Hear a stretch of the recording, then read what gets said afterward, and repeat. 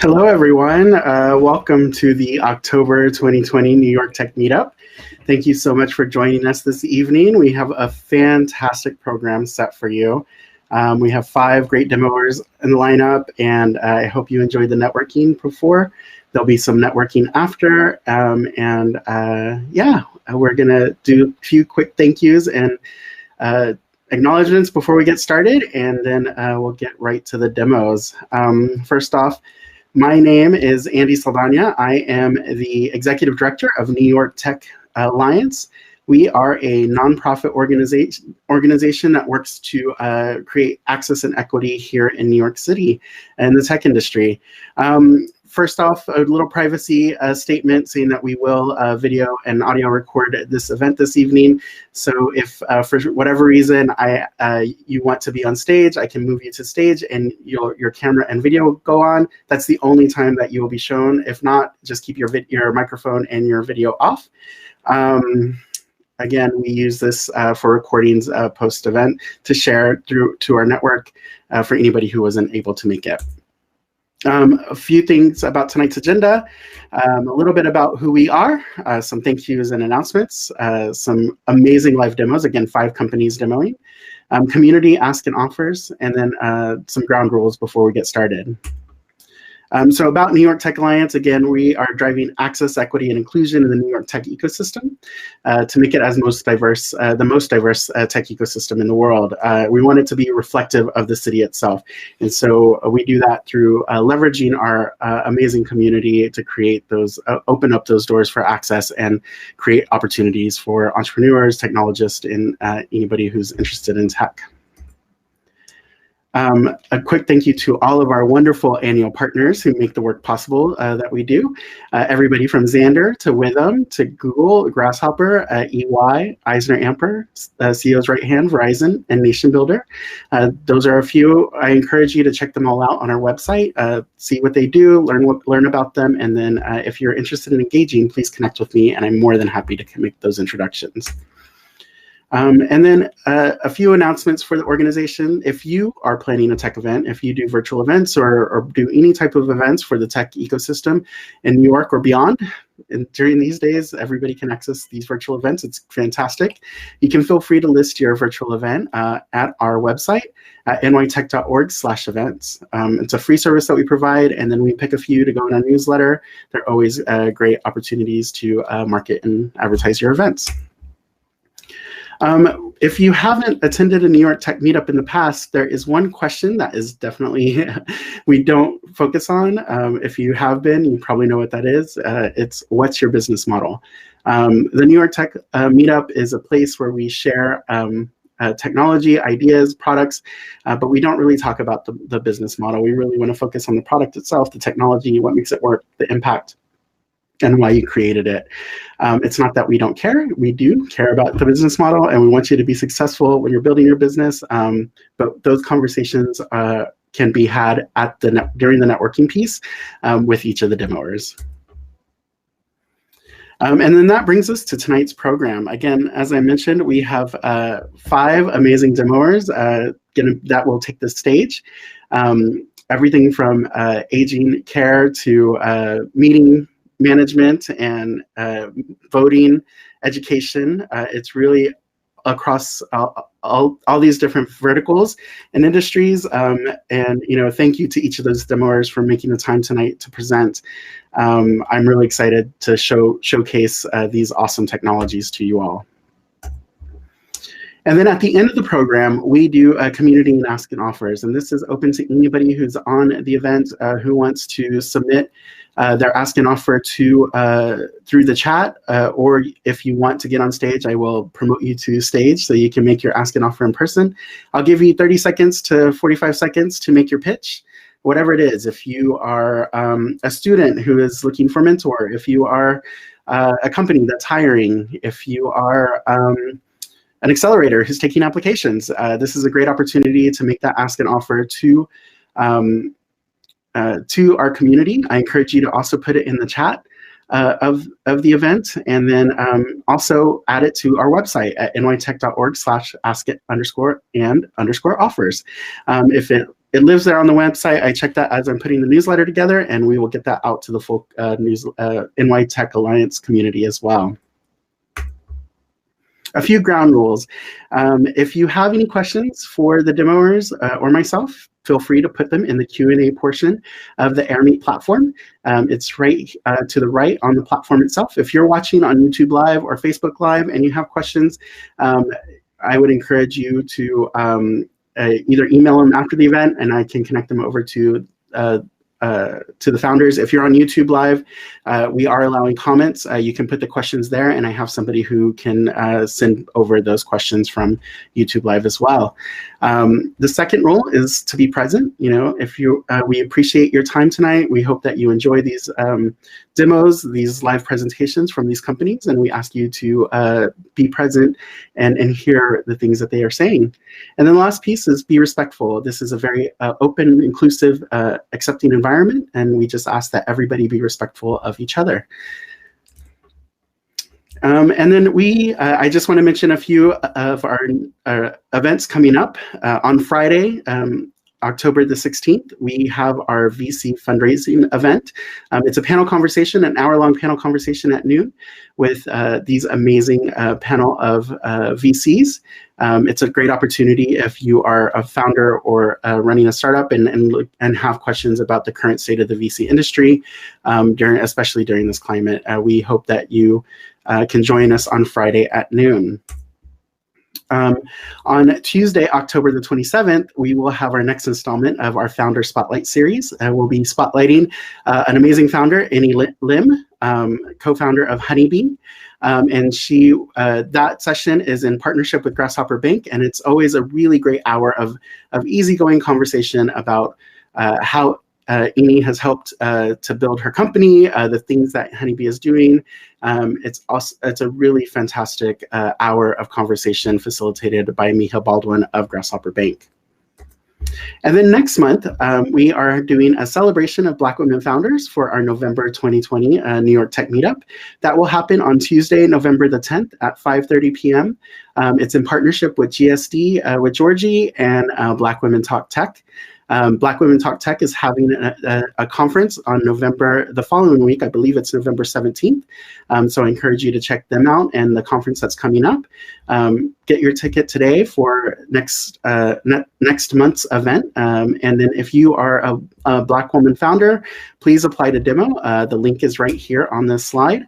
And we'll be posting this information on our website as well.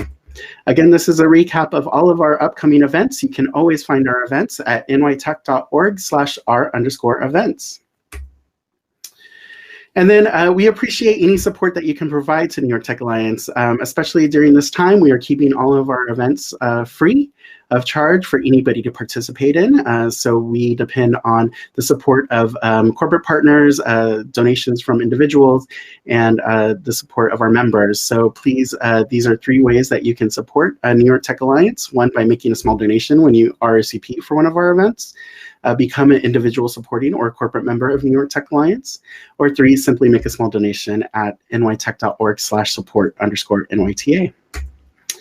And then with that, we are going to go ahead and get started with our program. Again, fantastic lineup of demoers. I'm really excited to put them all in front of you. First up to the stage is Avanlee from Avanlee Care. So Avanlee, I'm going to ask you to join me on stage.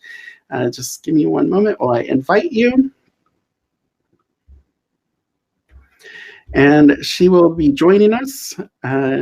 And we'll make sure that she can access everything correctly. I'm going to stop sharing my screen. Hi, how are you? Good. Good. Hold on. Just got to figure out the technical piece of this. Okay, here we go. Awesome. So I'm going to ask that you share your screen. I want to make sure that that screen share is working.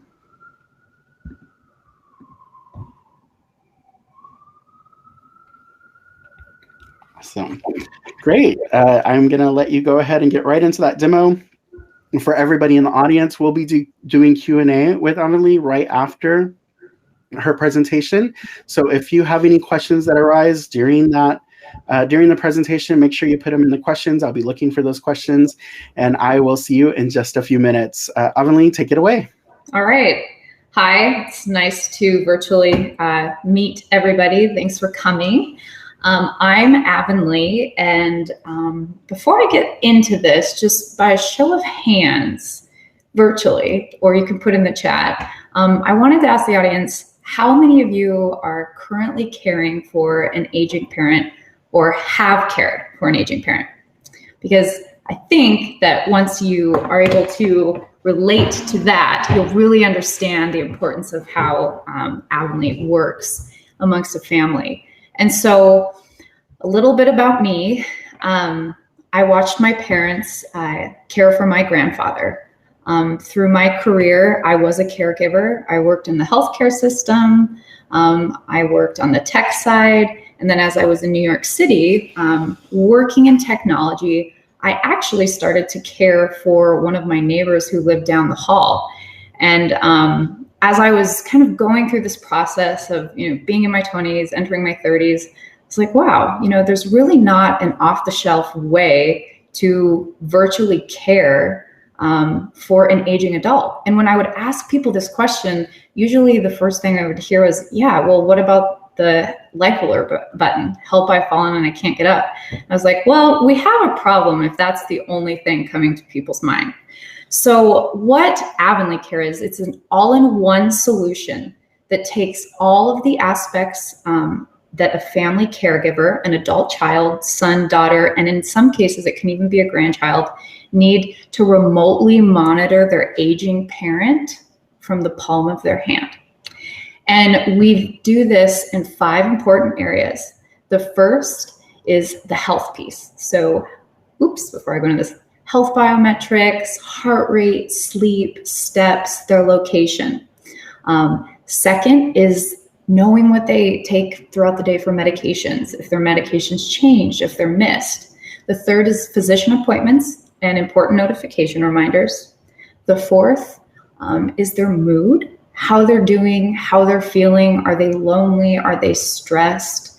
And the last piece of this is the social piece. And that's connecting with FaceTime calls, pictures, videos, and really helping the senior feel loved, validated, and safe using this app. So they don't just view it as a cold healthcare application. They use it because they're connected to their family and they're monitoring their health. So as I get into this, and I'm sorry, I mean to be looking at you, but because of doing this virtually and on tech, I have to look at the recording or the app up here. So what you're seeing right here is the Avanlee app as if you've already logged in and you've set up your family. And just a disclaimer, I'm actually going to show you this, how I use it with my grandma. So you're seeing my real family, but I've taken out her biometrics and real health data and medication and put in fake data for that. So we don't have to go through the privacy thing with her. So anyway, so what you're seeing is the home screen. So I'm logging in, I'm a family caregiver, and my grandma is the care receiver. So if you log in and you go to manage your family here, this is where you're going to see who's receiving the care. So you see that Barbara Bailey, she up here, she's the care receiver. And then you'll see all of the people in her family who are family caregivers. And as I explain this to people, you could be a grandchild using this, you could be a friend, you could be a neighbor, the adult son, daughter. You may not be actually giving care, helping with the medications, and that's totally okay. You have the ability to change your role in this, which is great because then you get to use a different version of this app. So you may not see the medications. And this is great for grandchildren and maybe younger people who are wanting to be part of care. But is not the adult child that's doing all the heavy lifting with the medications and the physician appointments and monitoring the day-to-day health. And so this feature is really cool because if I go here to my sister, Carissa, I can actually change her from being a user and accessing all of this to just social only. And the great thing about social only is the app is going to remind her throughout the week, hey, we haven't heard from you in a while. Maybe now would be a really good time to FaceTime grandma or schedule a walk with her because we know you're going to be in town Sunday and it's going to be 75 degrees. So if you're not a grandchild and you're using this as the adult child who's really driving the care in your family, and you need a way to communicate with your siblings, you would be a family administrator. And you have the ability to manage medications, as you can see in the bottom, manage events, and allow family invites. So now you can see we kind of have a pretty big family in this. My grandma has a lot of grandkids. I'm going to now take you back to the home screen and walk you through the health piece of this and how, as an adult child driving family care, I'm the power user. I'm using this on a daily basis throughout the day, and how I'm using it with my siblings to manage my parents' health. So you'll see here, kind of similar to a Facebook news feed, you have the ability to see your activity. So if I click here, activity, you will see everything that's going on, whether it's the social, like videos uploaded, comments on pictures, if medications are missed. So this is just your basic activity. But first, if we want to see how grandma's doing today, I'm always going to see, as a family administrator, whoever's receiving care, so it could be grandma, grandpa, their health report. So here you'll see today my grandma, steps, heart rate, sleep. You can look at her current location. She's in Billings, that's where I'm from, Montana. If you click on steps here, you'll see her steps by day, week, month. And this is a great feature because let's say she loses 5 pounds or she gains 5 pounds. She can go into her doctor's office and show this. And it's a great conversation with the doctor. Okay, well, what's been going on, Barbara? You know, have you been lonely, isolated? What can we do to help? Here, if you view her timeline, this is where you'll see the detailed schedule of what she's done and what she hasn't done. So this is medications, this is doctor's appointments, and this is other family events. So if anything happens to be missed that she hasn't done, an X will show up by it and I will know and I'll get an alert as the family administrator. So you can see she didn't make her COVID test 2 weeks ago and she didn't make it to Surgery Plus. So then that gives me the kind of 24/7 digital window into her life when it comes to her health to make a call and check on her. If you click her health, this is just her health enlarged here. And what this is great for is you can set goals. So if I want her to walk over 2,000 steps a day and she doesn't, if her heart rate drops below a certain heart rate here, her sleep goals, I'm going to get an alert that something's wrong, and then I can act on it. So this is her health summary card.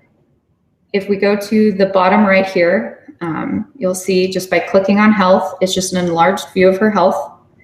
If we go over here to the schedule, this is where you're going to see her schedule, medications, and all the events, doctor's appointments, or anything that as family members, we want to schedule with her that she uses. So you'll see my grandma and my family is very active in this because she uses this daily to take her medications and to schedule doctor's appointments, any reminders she has, anything that she wants to do with us. A lot of us grandkids, we schedule FaceTimes with her, especially during COVID because she was not able to see us. If we want to add any type of event, any medication, you just do that here. We're integrated in with the NIH medication library. So any medication, you can look up here. You can customize the pill color, the pill size. You can put instructions, take with breakfast, time, reminder. You can add the event. Same with events. If you're going to go visit her, you want to schedule a FaceTime with her. If your kids want to do that, you have the ability to do that here. All doctor, exercise, any meal, and family events can be scheduled here.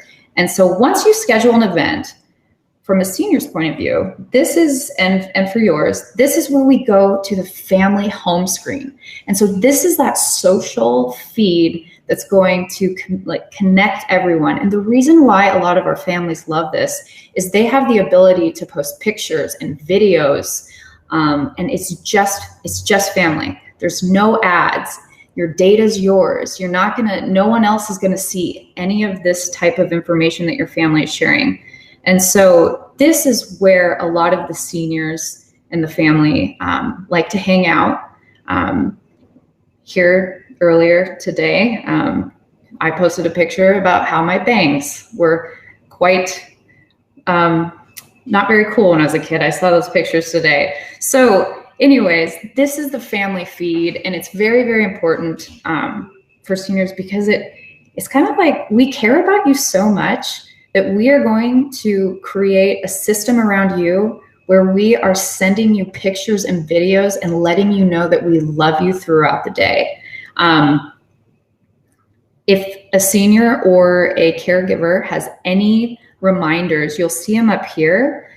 We display them in big cards. So if it's a medication reminder, it'll say Lipitor 9 a.m., show the pill and the image size, which is great because seniors don't miss those notifications. As a family administrator, I have a daily check-in. It's time to review the care receiver timelines. So if I go here, this is where I get that running report on a daily basis that she is okay or she didn't do something that I need to call her and kind of go from there. Hold on, before we have technical difficulties. There we go. Replugging that in. So going back, the last feature I want to show you is the family chat. And so this is a way for us to coordinate on care. And this is where we all talk about anything that grandma needs through this chat piece. And then lastly, I wanted to have my grandma be able to live stream in, but with virtual and the technology, we weren't able to figure that out. But she did send a video with my sister in Montana. It won't stream, unfortunately, with the sound, so I'm going to hold it up to my camera. I hope you guys can hear this, but I asked her why she liked to use Avanlee, and she has a message for everyone. I'm here with Grandma Barb, and we're just using the Avanlee app, and we wanted to know, Grandma, what is your favorite part about using Avanlee? My favorite part is being able to record the events, and then everyone knows when my next appointment is or where I'm going. Awesome. I think that's the best we can do. So that is the Avanlee Care app. If you have any questions for me, I will be sticking around. Yeah, we are looking for, right now we're in the process of moving our company from Montana to New York. And so we are very excited to be part of the New York tech community. So thank you for letting me speak. Awesome. Thank you so much, Avanlee. That was a really fantastic demo. I'm going to see if any of the attendees have any questions for you. Please put them in the question piece of the Airmeet app, or if you want to ask it directly, please raise your hand and we can give you the mic. But in the meantime, just watching all of that interaction between your family and your caring for your grandmother, what is the biggest improvement you would say in the care for your grandmother? Yeah, and I don't know if you guys could hear her when I showed the video, but the biggest improvement when I was talking to her before I was coming on stage with this is, number one, she said, I use this for all of my medication reminders and my events and my doctor's appointments. A couple months ago, well, about 5 months ago, she had never used a smart device before. She didn't have an iPhone. We got her an iPad. I sat down with her, walked her through this, and within 15 minutes, she understood how to use the Avanlee app and navigate it. And so that was she schedules all of those on her own. And the second piece would be, she said, she feels, especially during COVID, we couldn't see her, and she was very lonely. And all of us grandkids were spread out across the country, and we were scheduling FaceTimes with her, and we kept her busy. I mean, she looked forward to that at night. So she feels more connected, and she likes to keep things tidy and knows when she's getting her medication reminders and appointments done. So awesome. And so if you could pause sharing your screen or turn off sharing your screen, and I'll ask another question. The next question is, let's see, it's asking for older people who maybe don't want to input all their data. Is there a way for you as caretakers to either take that verbally and put it in, or how would they interact with the app? Yeah, so we are connected to an Apple Watch, Apple Health. So you have the ability to turn that on and collect the data, or turn it off. So if you don't want any biometrics, we don't have to collect it. If you don't want your location, that's okay. We don't have to collect it. We are in the process of releasing our Fitbit integration. So we will have intraday data access with Fitbit. So we'll also be able to read that information as well. But if you, as a senior, if that's too much, and maybe you just want to use it for social and medication and maybe some events, that's fine. So you have the ability to kind of go full in with Avanlee, and we can monitor the Internet of Things of health as we grow, or it can just be for a few things. Awesome. And there was a question about the Fitbit integration, and then if you're thinking about also integrating it with Amazon's Halo. On our roadmap right now, we are available on iOS. Next is Android. We're about a week, 2 weeks away. I know my CTO co-founder is watching this and he's probably laughing. But we're close to that. And then Fitbit, and then on our roadmap, there's open APIs with some great, medications like PillPack. There's grocery delivery services that we're exploring, where if I am an adult child and I'm virtually trying to do everything I can to care for my aging parent from the palm of my hand, getting them their medication and getting them their food, that's really important too. So we are kind of trotting down that tech roadmap and seeing, okay, what's going to be the most important thing we can do next. We haven't had the discussion about Amazon Halo yet, but that is something that I will look into. Awesome. And then quickly before you go, I know that you're brand new to New York and you moved. One of the questions is if it was purely business reasons, or what caused you to move to New York and try to move the business to New York? Yeah, so I was living in New York City prior to going back to Montana. I don't know if you've ever tried to start a company in New York City, but it's quite expensive, and it's really hard to live off top ramen here. It was a little easier to do that back in Montana.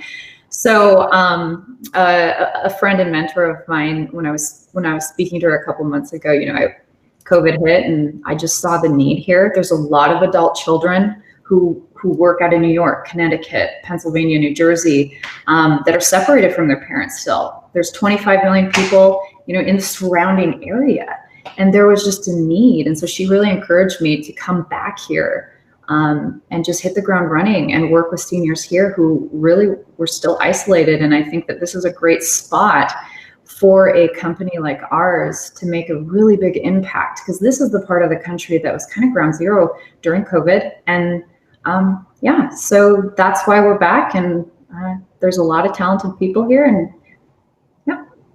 Awesome. Well, thank you so much, Avanlee. It was a really fantastic demo, a great product. I'm really excited to see where it goes, and we're here to help however we can. So make sure that you connect with Avanlee at the table, Avanlee Care, during the networking piece. And thank you again. Round of applause. Yay for Avanlee. Thank you so much. Mm-hmm. All right, next up, we are going to move right into our next demo. We have Mo from ChalkTalk. I'm going to go ahead and get you invited to the stage, and then we'll get right into your demo as well. I see he's joining. Fantastic. Thank you so much. How are you doing tonight, Mo? I am doing fantastic. Great, great. I'm going to go ahead and have you share your screen, and I'll turn it right over to you, and we'll get right into the demo. Awesome. Great. All right. I'll see you in a few. Fantastic. I'll just do a cover slide while I, So I'll do a little bit of background about myself and ChalkTalk. So my name is Mo, and I'm here today because education, in the most literal sense of the words, changed my life. I came to the US when I was 16, alone as an immigrant and refugee by myself. I had $300 in my pocket and a high school scholarship and didn't know anybody. From there, I received a full ride to Brown, where I got 4 degrees and wrote 4 academic textbooks. During my journey, I've come to recognize that talent is universal, but access to opportunity is not. And education is the world's greatest equalizer. And so I made it my mission to help people learn better. And any solution that helps people learn better has to start where learning first occurs, the classroom, even if the classroom is over Zoom. You see, research has shown that personalized learning improves scores by up to 2 standard deviations in a fraction of the time. This means that we can turn C student into an A student. So think about what that means for your children. Right? How can that change your child's life? And currently, personalized learning is either offered by tutoring, which is prohibitively expensive and not scalable, or with self-paced learning apps, which have a completion rate of about 3.5%. So what we did at ChalkTalk is we've created a platform that personalizes learning, but actually has a completion rate of about 98%. We released this in the market, and we've had score improvements of up to 6 times higher than the control group in a fraction of the time. We've literally turned around some of the nation's most troubled schools, from the largest inner city school districts to rural schools to specialized schools like the Arkansas School for the Deaf and the Arts Academy. So what is this thing, ChalkTalk, and how are we delivering these results, and how is it so different than, say, tutoring or some of the other personalized learning tech in market? So let me show you now the demo. All right. So the key premise of ChalkTalk is that we match existing teacher workflow instead of asking them to change what they teach. Again, the modus operandi for personalized learning is you give students a test, and based on the results, every student is given videos and practice questions and placed on their own self-paced learning pathway, especially now in the era of COVID. But the problem with that, it might personalize learning, but it dehumanizes education. You see, people learn best from human interactions with their teachers and peers. So what we did at ChalkTalk is create a software that takes in as input a placement test the students take, and then the school schedule. So the teacher goes in, they say, okay, I want to teach this material. They pick their curriculum as a first step. I preloaded one of the curricula here, SAT, but we integrate with Eureka Math, Illustrative Math, pretty much the most widely used curricula in America. All right, so they pick their material. They say, okay, I'm going to start September 1st, going to end the semester 30th. It automatically knows the federal state holidays. Okay, my class duration, say, 45 minutes. Teach Monday, Wednesday, Friday. And then based on the results of the placement test, we've mapped out everybody's starting point. And using this input, hit done, and boom, you have a scope and sequence, a calendar, lesson plans designed for every day off that basal curriculum, which is really, really cool. All right, so you can see it. Let me just go into the week view.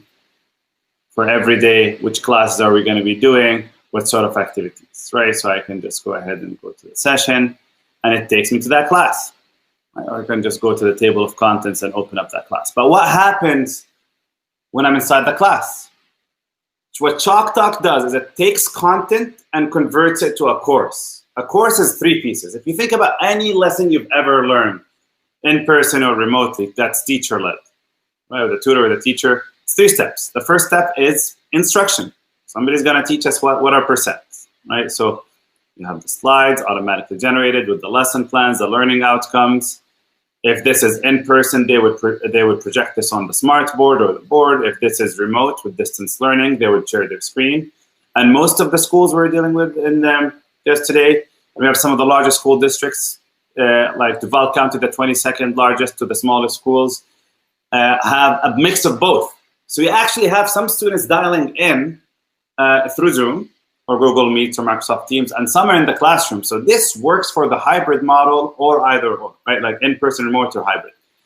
And you're able to deliver the material. So as a teacher, you can edit this stuff, bring in your own material, make it your own. But out of the box, we have this tech that understood the language and turned it into these cool slides. That's the first step. And if you're wondering just how much time the teachers spend researching and creating digital or creating instructional materials, because they're given the curriculum and their schedule can't be that hard. Well, actually, the latest studies are pointing that they spend on average 2.5 hours per day doing this type of work. And that amount of time has increased significantly post-COVID. ChalkTalk, ready-made, customized, personalized, out of the box. 2 different schools, 2 different schedules, 2 different placement tests. They're getting different versions of these slides.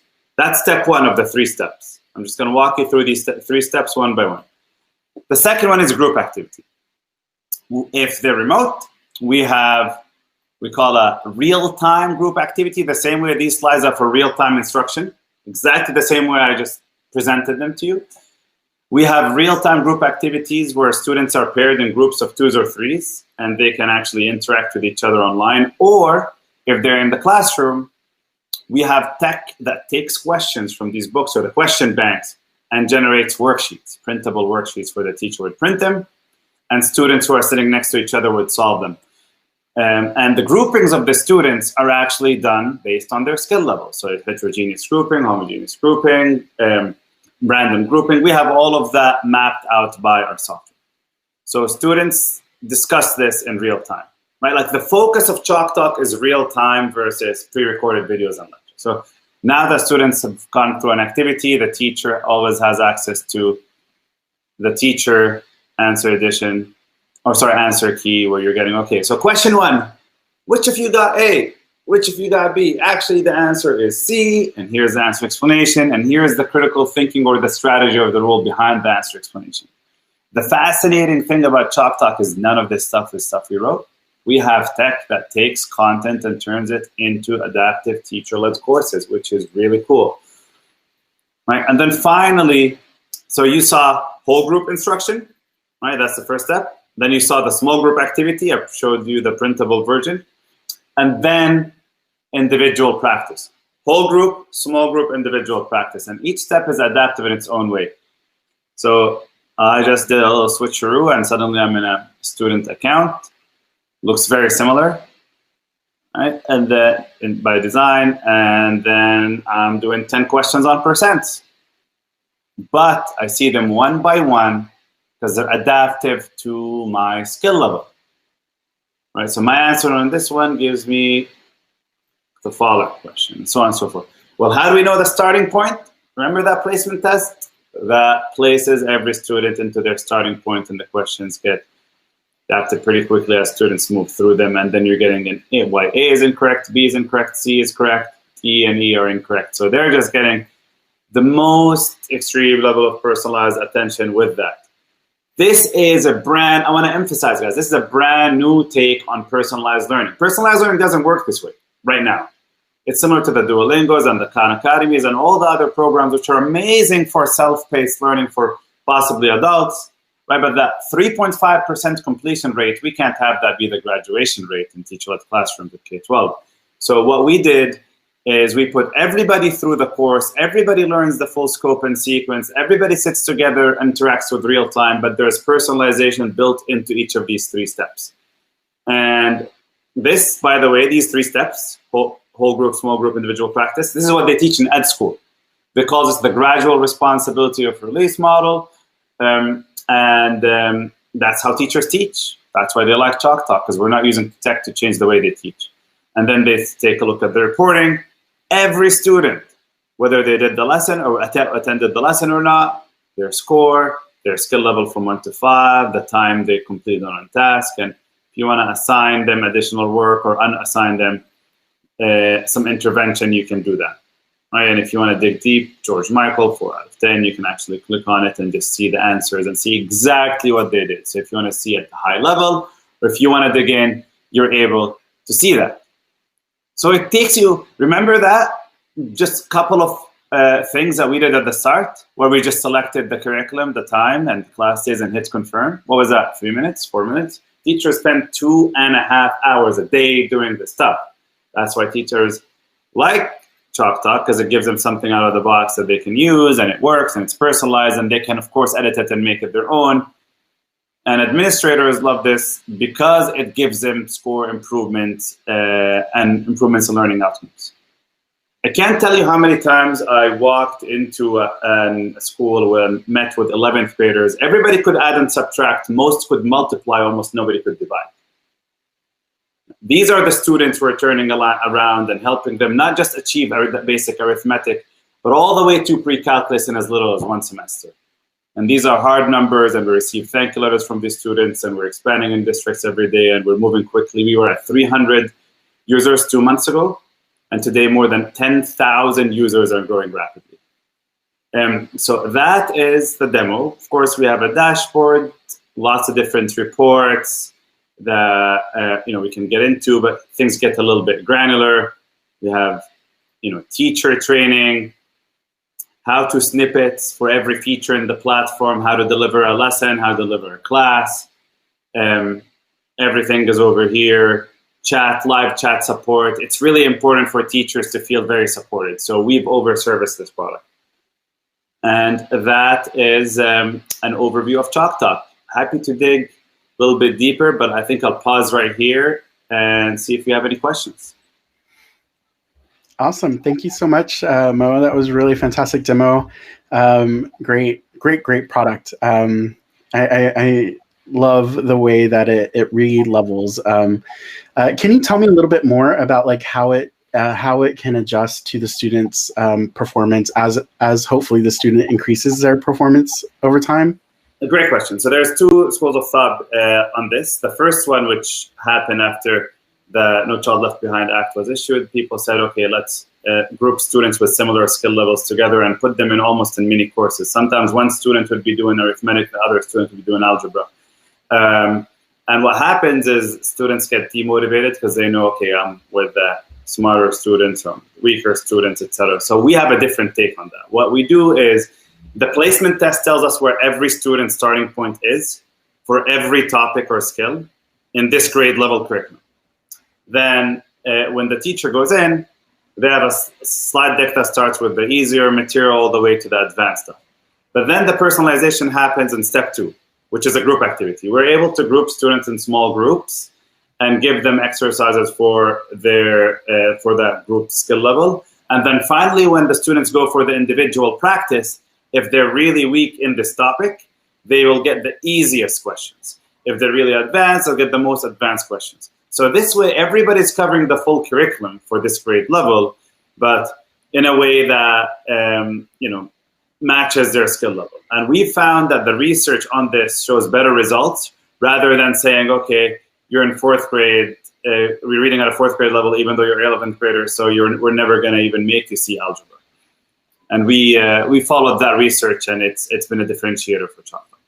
That's really awesome. And so then if the student continues to improve, I assume that the ChalkTalk product will then increase the difficulty of the questions as they proceed. Absolutely. For the small group activities and the individual practice. But for the lecture, everybody sits through it at the start, covering topics from the basic all the way through that. Very, very cool. And how much of that is done through your technology automatically, and how much is it are parts of it customer service oriented and more custom created, or is it all done at a scalable level, like through I assume the machine learning and the AI piece? Now I talk about ChalkTalk, I'll talk about the 3 steps: whole group instruction, small group activities, individual practice. So for the group activities and the individual practice, 100% automated. Even the creation of, if it's a printable worksheet or personalized packs online, automated. We take in the question banks. We have some of the largest question banks, hundreds of thousands of questions integrated, and that piece is fully automated. With creating the lesson plans and the scheduling, also fully automated. And in terms of the instructional slide decks and that material, they're human assisted. It's about 80% automation, because if you think about it, there's 4 or 5 different curricula get you in 80% of the classrooms in the US. Eureka Math, Illustrative Math, there's a couple more. And we built tools to seed these lessons and tag them with the appropriate tag. So it's mostly automated, but not fully. Awesome. Great. Well, thank you. Are there any questions from the audience? I just jumped in with my questions because I was so interested in the product, but I'm definitely open to seeing if there's any questions from the audience. Please feel free to raise your hand and I can definitely turn the mic over to you. But that was a really phenomenal demo. It seems like a very robust platform that services your both the teacher side very well, and the student side very well. I know that I have a lot of educators in my family, and I know they spend so much of their time doing the administrative work, and just the curriculum planning alone takes up a tremendous amount of time. And they were just mentioning that because of COVID, it's all becoming so much more difficult in that process, and making sure that they're engaging with all of their students in the same way, or in a way that is reachable by all of the students. So there's so many different factors that are impacting the classroom right now, and your product is seeming to address many of those. And you said the keyword, which is engaging, because I think the school of thought previously was to try to build the robot overload in the sky that gives every student just a question. There's no teacher interaction. But ChalkTalk's approach is generate materials for the teacher, and then they're the star of the show. Because ultimately, things like motivation, discipline, encouragement, all that stuff, you need a human teacher to be the center point. Because people don't learn best just from reading a book or watching a pre-recorded video. They learn best from live, real-time interactions. Whether it's remote, like the ones that we're having right now, or in person, you need to have the teacher. So we've designed it purely with the teacher in mind, and the tech runs in the background to do the personalization when it can.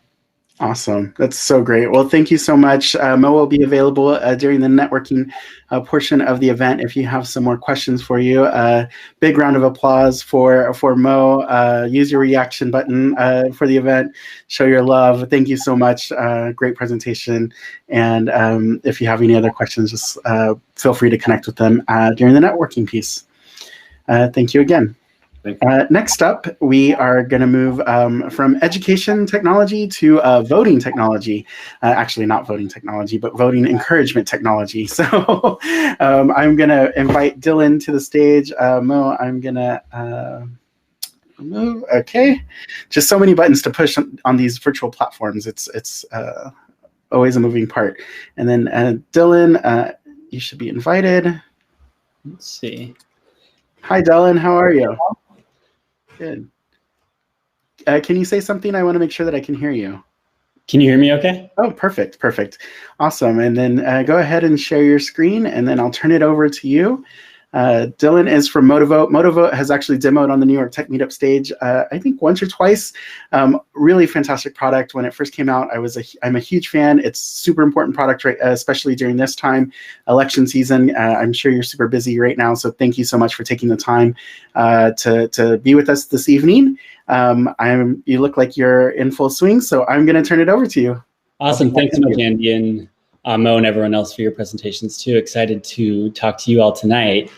So before I dive in, I'll just give you a really high-level overview of what we do at Motivote, which is we try to use what we've learned from the behavioral science field, both academically and as well as what finance apps, fitness apps do and use to engage people and make sure that people are sticking around and then taking the action that they intend to do.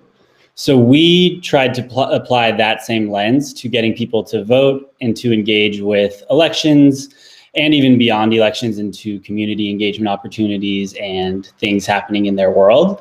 And so we built out this platform to try to make essentially an easy landing place and then a roadmap for engagement.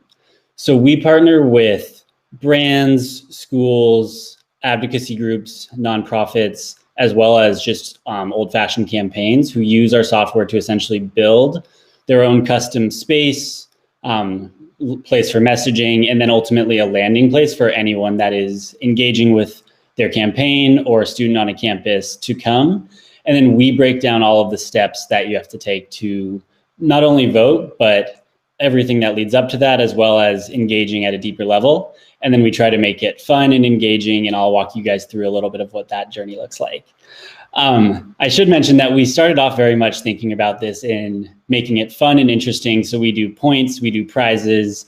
Ultimately, you cash in your points for real life prizes. They're teams, so you get some friendly competition.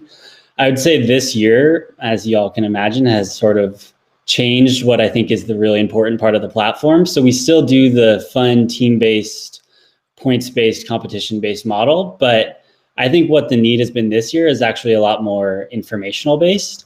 So now it's less, I was so busy having brunch with my friends that I forgot to vote, and now it's much more, I'm trying to figure out how to vote by mail during a global pandemic for the first time in my life. So we've really been able to do both of those things and do it well. And I'm really excited to show you all what this now looks like for one of our partners today. So I'm going to walk you guys through our platform that's currently live with the University of Pennsylvania. And this is what a user will see when they come onto the platform. So the other key thing about Motivote is we've tried to really narrow down on what campaigns, groups that are trying to engage people around voting are asking for. I'm sure you all are getting really blown up at this time of the year with texts and emails and calls and getting asked to do a million things in a million different places. So we tried to make it really simple and create one simple ask that whether you're a hardcore volunteer or someone who's never voted before, both the asks and the actions that you have to take are relatively the same. And that's simply send out a link to join this voting team. And then from there, Motivote is able to essentially take it from there and make sure that person's going to receive text messages, emails, and all the information that they need to vote in both national and localized elections as well. So I'm starting where someone sent me their link to join the Penn team. I'm entering where I used to be registered to vote in Maine. And so from there, you come to this homepage where essentially we want to be able to talk to you, give you nudges, and make sure you have all the information that you need. So we'll skip the tour, but we essentially have a live team here that's answering questions at any point. And this is where our actual team is getting on the phone with secretaries of states, as we know that things like that are changing all the time. And then by signing up, you're able to see both when your next election is and what all your deadlines are going to look like. So the key of the platform is we give points for completing any set of given actions that you want to do. So I'll start with the vote ready actions. These are the ones that we create that every single unique page on our site will see. And these revolve around checking registration status, making a plan, putting election day on your calendar, and then ultimately the act of voting yourself. We partner with a number of technology tools, but a lot of these are housed within our site. So if you want to check your registration status, which we know is really important, if you just do this really quickly, 1822, it'll say either yes, confirmed you're registered to vote, or if you're not registered, help me register right here. And then we make sure that you're at the right place to get registered to vote through a one-click link. So you earn points for taking these actions. I'll get into where those points go in a second, but we're also able to really customize what everybody sees based on the inputs that they tell us. So another thing that we want to do is have people tell us how they're going to vote. You earn 25 points for doing that. And if you say you want to vote absentee, hit save, you earn points for completing that action, but then also you'll then start to see actions around how you're going to request your absentee mail-in ballot, and then return your absentee mail-in ballot as well. So we create both this sense of I have a clear idea of what I want to do, and then also accountability on whether or not you have done what you intended to do. For some of our partners who want to do more than just getting people registered, voting, sharing their I voted selfie at the end, we also enable custom actions. So these are anything that our partner organizations want to do, whether it's volunteering, sharing things on social media, And we also do in-house competitions. Like we currently have one going where you can earn $1,000 for inviting your friends. So you earn points for completing all these actions. It's tracked in real time what you've done. And the places those are tracked are both within our team structure. So anyone who joins, you're able to join any number of teams and then also create your own teams.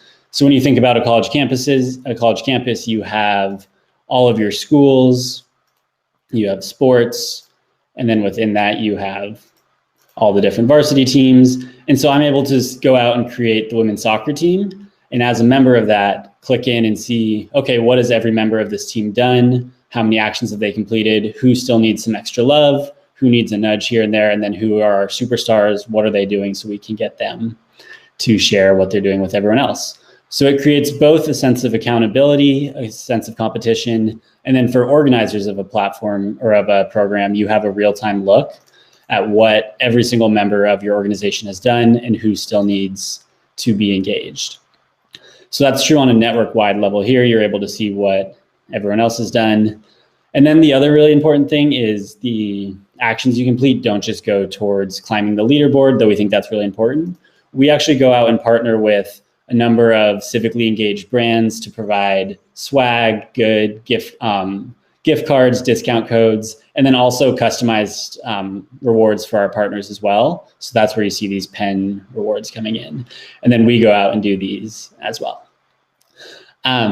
The other key thing is we sort of fall in this space between relational organizing, which is sort of the hot new buzzword in the political space, where you go to your friends and your friends go to their friends, as we see that as often the most trusted source. The problem with that we've encountered is that oftentimes the super excited friend who's a volunteer for the campaign knows what they're doing, does the follow-up, has the right information. But oftentimes once you get one or two friends away, it can become very tricky to make sure you get that level of consistency and follow-up. So with Motivote, you invite your friends, you get your own unique link, you can customize the language, you can share it to social, you can text it, you can email it, but you have the assurance that once you send out that link and they join, Motivote is going to be the one texting them to remember to request their ballot before the deadline. And Motivote's going to be the one giving them that incentive that they need to go the extra mile and sign up for an extra volunteer shift. So it removes the burden from volunteers to us to be able to make sure that everyone has the information that they need as well as has a reason to act. We partner with a lot of national groups to make sure our information is good for anyone regardless of where they are with the country. So a lot of our partners have people in all 50 states. And so when you sign up, you tell us your address, and then we're able to provide the dates, the deadlines, and everything that a person in that state needs to know to vote where they are. So we do all that heavy lifting that can often be hard, especially when things are changing every day, as it seems here.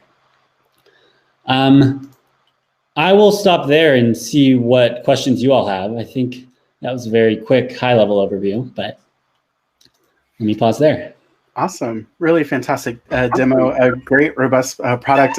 I love to see how it's evolved since I first saw it a couple of years ago, and it's really, the engagement seems to really be driven by all of the mechanics and gamification that you have all built it in. It's really phenomenal. And I imagine that this type of technology is really important in years that the election is not the main point of conversation. And so I've been having this conversation with a couple of different organizations about the importance of like what to do after this year, right? Like after this year's election is over, how do we retain engagement, civic engagement beyond for local races and other national races? And so, I'm just curious as to like how you're thinking through that piece. Yeah, you're exactly right. And that's what I'm so excited about too, because I don't think it is that hard to get a vast number of people to pay attention right now over the next 3 weeks. But the technology to remind you about elections and deadlines works all the way down to the local level as well. So we're really excited to support the same as high of engagement as we can for sheriff's races and city council races. And we know in New York, there's a huge year in 2021.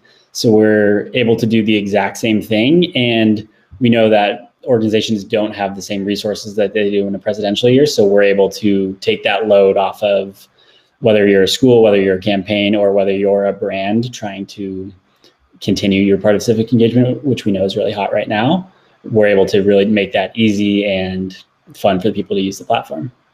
Awesome. And so if there are brands that are wanting to get something put in place in the last couple of weeks before election night this year, is this pretty easy to set up and get acclimated for the brands, or are you past that point? So we have two ways we work with brands. The first we definitely can still do, which is the prizes. So those prizes that they give us are seen by we're in the tens of thousands of users now. And so they're seen across every page. So that's a great way to get exposure for your brand. We just ask for a couple of, whether it's a gift card or discount code or actual product. As far as more of the true branded voting team, it is too late for us to set those up. We think that we want to have more than 3 weeks to do that. So if there are any brands that want to have your prizes promoted across our network, we'd love to set that up, but definitely more of a 2021, 2022 thing for branded voting pages. Awesome. And then what is it that you need from the community right now that we can help with? We would love to just have you join a team. We have lots of sort of public facing teams that are related to a variety of issues, or your alma mater or anything like that. So I'll share out a link to teams that you're able to join, and then just vote. If you're a part of an organization that might want to use this in the future, reach out to me. We'd love to have that conversation. And we see it as so important that everyone engages, not just this year, but all the time. So that awesome. would be my ask. There was a question that came in actually through the chat asking about any modifications that were made to the product in reaction to COVID or the pandemic, and if you've modified any part of the technology or are pulling other resources together or whatnot. Yes. So the biggest one I think has just been around information. So we, at the start of the year, had two partners. One is called Ballot Ready, and one is called Democracy Engine, and they were sort of our source of truth for all the deadlines that have been true for the last 20 years across the country. And now in the last 2 months, that has completely shifted. So we've actually almost taken it in-house, where we think our dates and deadlines for all 50 states are more accurate often than a lot of the sources that we were using. So we had to really quickly build that out and then build out a way for us to change and update. And we use a great software called Customer.io to be able to blast out when something changes. So when they change the deadline to register in Pennsylvania, we can then send a message to everyone who's in Pennsylvania in our network saying, actually, your deadline is now October 23rd. And so just that being able to find the correct information and then get it out as quickly as possible has been definitely a key change that we were not expecting to have to do this year. Absolutely. And you said that there are public-facing groups that people can access. Can you put that link in the chat? Yes. Where people can find where to access those groups? That would be really fantastic. I know I was looking and I was like, oh, where do I find a group to participate in? So I think a lot of people would really enjoy that. Any last questions from the audience? I will give it just a few more seconds. Raise your hand or put it in the chat. And if not, Dylan will definitely be at his table during the networking portion. I encourage you to connect with them. Dylan, thank you so much for that demo. We need to touch base. There's a few partners that I'd like to connect you with as well, especially since we're already starting to talk about 2021 in New York City. So definitely I want to connect you to some players there. But thank you again. Always great to see the products evolve. And I love seeing that evolution from the very first demo to now and where it's going. So thank you again. Thank you, Andy.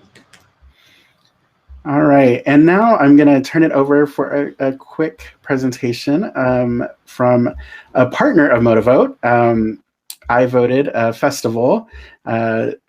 Michael, I'm going to ask you to the stage, get you situated, and then Michael's going to show you how they're using Motivote to create access to a concert, a really amazing large concert, right? So, Michael, I'll let you talk all about it.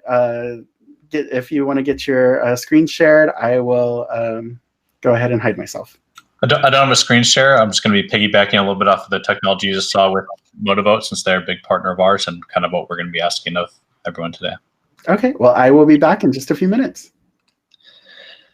So my name is Michael James. I am the head of partnerships at iVoted Festival, and thank you so much to Andy and everyone involved in this organization, Meetup, for allowing iVoted Festival this time and platform to meet you all and give you a little bit of background on how just prior to the 2018 midterm elections, some shocking voter statistics led to iVoted founder Emily White and just one intern to activating over 150 venues in 37 states to let fans who show a photo of themselves outside the polling place in the venues on election night. Now, fast forward today, where we are just about a month away from the 2020 presidential election. iVoted Festival team has grown to over 180 volunteers and members who have put together a virtual festival where on November 3rd, election night 2020, over 600 acts will perform via webcast, making iVoted Festival the largest single night digital concert in history, all in support of increasing voter turnout. So I'm going to give you some voting statistics here and then talk a little bit of why iVoted Festival fits into this tech meetup today. In the 2016 presidential election, states like Wisconsin, where I'm from, were determined by less than 23,000 votes, which is less than 25% of the employees tech giant Google reported having on staff in 2019.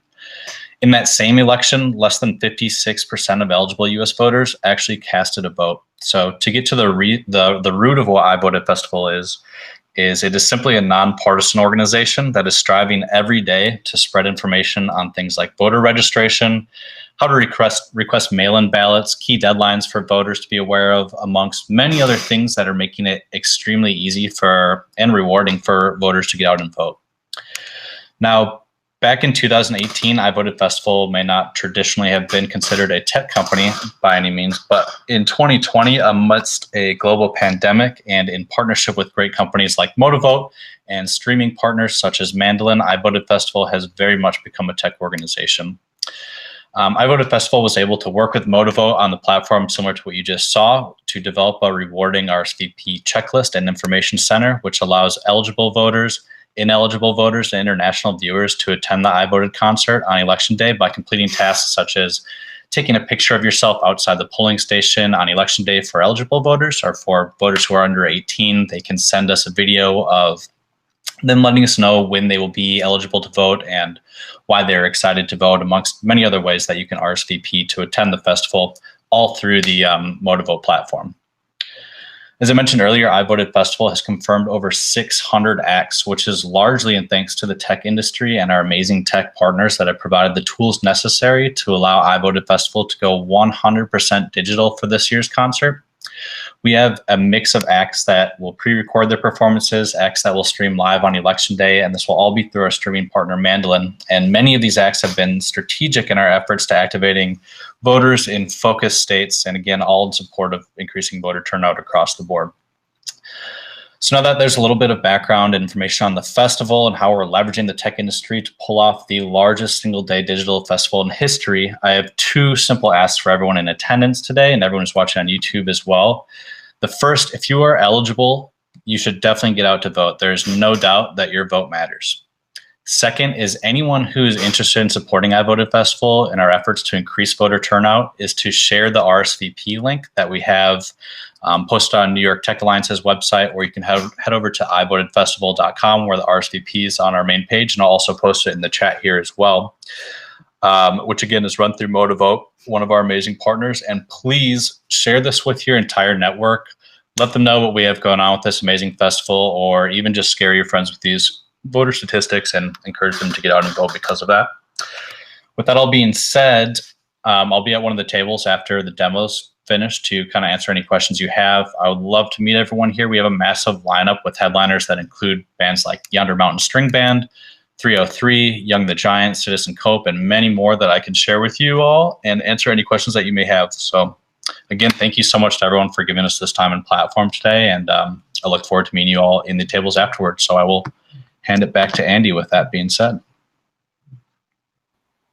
Thank you so much, Michael. That was really fantastic. I really don't have a lot of questions for you, but it was really great to hear how you're using the Motivote technology as well as the mandolin technology to create this massive virtual music event. That sounds phenomenal. We went ahead and promoted that out in our last newsletter leading up to this event. We'll be including information on that concert in the next edition as well. So be sure to keep an eye out for it. As Michael asked, RSVP for it, share it with your networks. Thank you so much. Are there any last things that you'd like to mention before I let you go? No, just any questions anyone has, feel free to stop by the table. We have an insane amount of big act headliners that are performing amongst 600 other acts. So if you have any questions, anything like that, I'd love to share our list with you at the table afterwards. And also post the link in the chat here for everyone to use as well. Awesome. Thank you so much. Like Dylan had mentioned, they're giving away great prizes for points. So I'm going to share my personal link so I can earn a ton of points through Motivote. Very cool. That's a great way to do it. Awesome. Well, thank you so much, Michael. You have a great evening. All right, and that brings us to our next demoer, one I'm really, really excited about.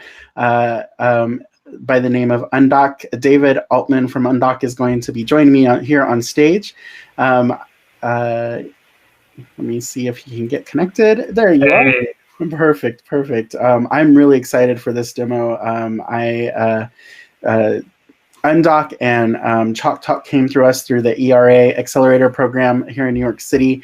Really phenomenal companies, also a really fantastic accelerator program. So if you are interested, I think they're taking current applications right now for their next cohort. But I'll turn it over to David to give us an overview of Undoc. Once you get your screen shared, I will disappear from the screen. Great, and thanks, Annie, for putting this together. I loved all the demos from our founders. So I'll share my screen right now. So my name's David. Again, I'm co-founder of Undoc, and what we're building is a end-to-end meeting platform, everything from scheduling, hosting, documentation, and follow-up, all in one holistic platform. We're taking basically the 4 to 6 products that people are using currently and condensing them into one platform. And so we're leading with our hero product, with the scheduling, because all meetings need to be scheduled. And I'm just going to take you through what that looks like. So what happens when you sign up via undoc.com is you're first entered into your preferences. And as you can see, for mine, my workday is 8 to 8. And that's basically the outer limits of my workday. And what I like to do is put all of my meetings between the 10 to 4 window. That's when I like to meet. And all of our users have their own preferences. They can be super granular about it, so on and so forth. And this is the first input that allows you to unlock what we like to call predictive scheduling. And so this is what predictive scheduling looks like. So let's say I'm meeting with Elon Musk. I don't know if this is his email. I'll just put it in there for the sake of the demo and say, hey, let's meet. Instead of me going to my calendar, looking at what times work for me, I just have to simply open the hotkey, and that will summon our scheduling window. So just pausing a moment on the scheduling window, there's a lot going on. Number one, I have my day date window, which shows my day, all my meetings. So I have context for my times that I'm suggesting. I can go a week out, so on and so forth. We also have here are the 3 highest scored times for myself based on my input of that preferences you saw previously with my scheduling behavior, that's me using the product, and then my true availability. So all my calendars connecting into one is showing off all of this availability. So instead of me having to manually figure out the best times to meet, I simply enter 3 times and then say, hey, if those times don't work, feel free to select a time on my calendar. So this is doing a few things. I don't know if you've ever been on the back end of a booking page. Yeah, it works, but it kind of feels a little icky, right? There's that power play etiquette. Whereas in Undoc, we've tried to solve this and humanize the booking page by also inserting 3 different times. So I'm telling this person I'm trying to meet with, hey, these 3 times work for me, but because it's so important for me to meet with you, if they don't work, here's a fallback plan that you can click on to go to my booking page to book that meeting. The second thing we're doing is we're holding all of these times that I'm proposing for this very specific meeting.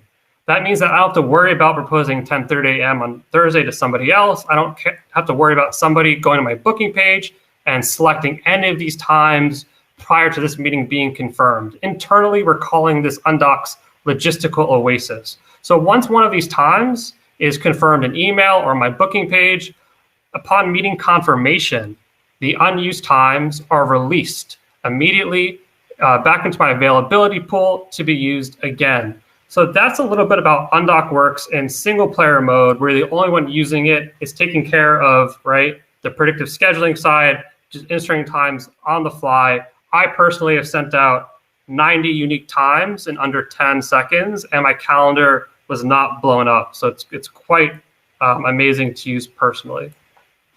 And that leads to the second component, which requires other people to be on the Undoc platform, and that is mutual availability. What does mutual availability look like? It's very simple. Let's say I wanted to connect with somebody who's based in California, Denver, Nashville, Brooklyn, all the way to Ukraine, right? These are people all across the world, very distributed. How are you going to meet with all of them in one email? Could be very difficult, but fortunately, with the power of Undoc, it's literally just a hotkey away. And now it's saying these times work for everybody. Again, it's doing those same things on the predictive side, but it's looking across everyone's availability, saying, how do these times scored between everyone's scheduling behavior, preferences, and availability? So instead of me asking, when are you all available? I can simply say, hey, it looks like we're all available this time, or that time. It's been, transformational our end, just connecting with our dev team out in Ukraine. I can't remember personally the last time I've ever thought about time zones. At Undoc, we're all about turning intent into attendance. We're trying to build a platform to be that air traffic controller of time. And where this can be even more powerful is, let's say this is obviously all my team. Let's say I wanted to meet with somebody else, and I send them, hey, Elon, my team, instead of saying I'm available, I'm saying my team is available this time, that time, or this time. Hey, those times don't work. Feel free to select a time on my calendar. Elon's like, I'm a busy guy. I've got so many things going on. He goes to my page, and what Undoc is doing is it's going to dynamically pull everybody on that meeting invite onto that booking page. So when Elon clicks that button to view that booking page, it's looking at me, Priya, Lizelle, Bianca, Nash, and Dima, and is saying simply, when is this team? When are the people here available, right? Only mutual availability. I can even add a guest. Let's say I add somebody from a different organization, right? It's doing the same thing as adding Fady, and it's, again, only going to show mutual availability. It's just that powerful. And the last thing I'll show is, meetings are scheduled. I can propose as many meetings as possible, but meetings are scheduled in all sorts of directions and all sorts of permutations, right? So what if somebody sends an email to me in all plain text? How is Undoc going to solve that? Very simply, this email Bianca sent me, she's wrote these times in plain text. Undoc is processing that information. And if I'm available, it's going to be highlighted in Undoc Gold. If I'm not available, it's going to be highlighted in blue. And as you can say, if I'm at the Friday at 11, nope, I've got my KPI meeting. So I know instantly this Wednesday at 3 o'clock, I can confirm the invite is sent. It's now on both of our calendars. And this is really, really powerful for I think, one huge reason besides time. Let's say Bianca likes to use Google Meet, and I like to use Zoom. Well, because now I'm confirming the meeting, and as you can see, it just turned to blue because it's now on my calendar. Let's see where it is, right here. Now, since I confirmed it via this, it's all on my stack. And just because I teased it out, our Chrome extension, when you open it, this right rail has your entire itinerary. And on the itinerary, whatever the meeting link is, whether it's Google Meet, whether it's Undoc conferencing, whether it's Zoom, it's all here for you to simply click in and open and enjoy. And we've got a bunch of other features on the way. This is just our scheduling component. We have a video conferencing, which is tightly integrated with meetings that includes shared agendas. We have, a launch event towards the end of the month or early November that could kind of delve a bit more into the future of Undock. Because again, this is our scheduling piece. We are building an entire meeting experience. And yeah, feel free to sign up at undock.com. We're a free product and for now. And yeah, we're going to send some new invites out later this week. So be on the lookout.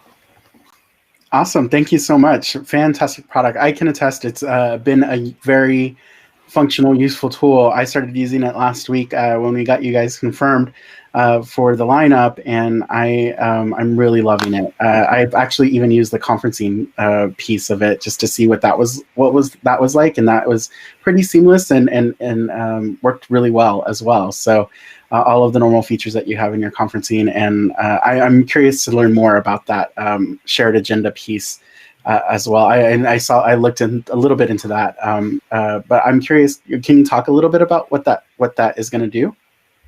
The conferencing? Yes. And the shared agenda? Yeah. So, Zoom has this great video conferencing product that focuses on reliability, and there's all these other video conferencing products being popped up, but they're looking at a huge swath of applications. We're really just focused on that meeting.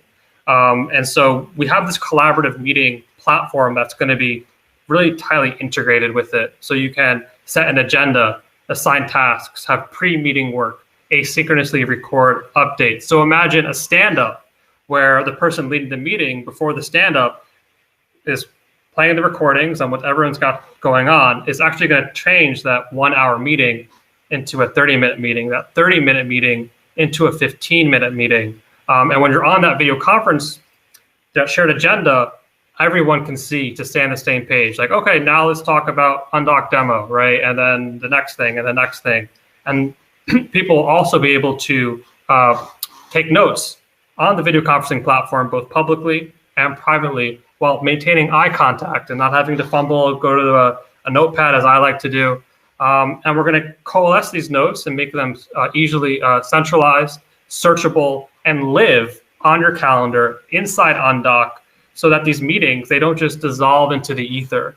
From a high level, the way we think about capturing meetings and how they should live is that an executive who is too busy to opt into a meeting, we want that person not need to be briefed by anybody, to literally have to just go to that calendar and find the pertinent information to digest, to like, okay, cool, that's what's going on, right? And then for the worker who maybe is so good and diligent with their work, they can just bash their way, not even having to be inside the meeting because their updates are just so methodical and what they're doing, the person who's leading it. So it's like, okay, cool, I got it. That's awesome. That sounds really, really amazing. I'm looking forward to that feature launch as well. Going back to the scheduling piece, I'm going to pause here, let the audience know that if you have any questions for Undock, please put them in the chat or the questions area, or just simply raise your hand and we'll get to them. But in the meantime, when you were talking about selecting the availability from your calendar and not having to worry if that is going to be taken by somebody else, can you talk a little bit about how you all achieve that, or how that works? Because I have to say, when I was starting to use the features on Undock, I was a little uncertain of that, and it was keeping me from sharing those features or sharing that availability, because I didn't want to try to schedule 2 or 3 meetings and then they get overlapped on each other. So yeah, no, sure. So the way we've designed the time slots is when you put in 3, 6, 7, 8 times and you send them out to different people, we understand which time slots you sent out to which person. And those times are held for that particular person. So Andy, if I sent you 3 times, I would not be able to send out these other times to anybody else unless I manually removed it. Or in one of our future updates, we're actually shipping loose holds, because some of our users have said, hey, I like the hold feature, but in some instances, I would prefer a first come, first serve. And so in that case, you'd actually be able to see the holds on that date selector. And I'd be like, oh, I'll give this to somebody else.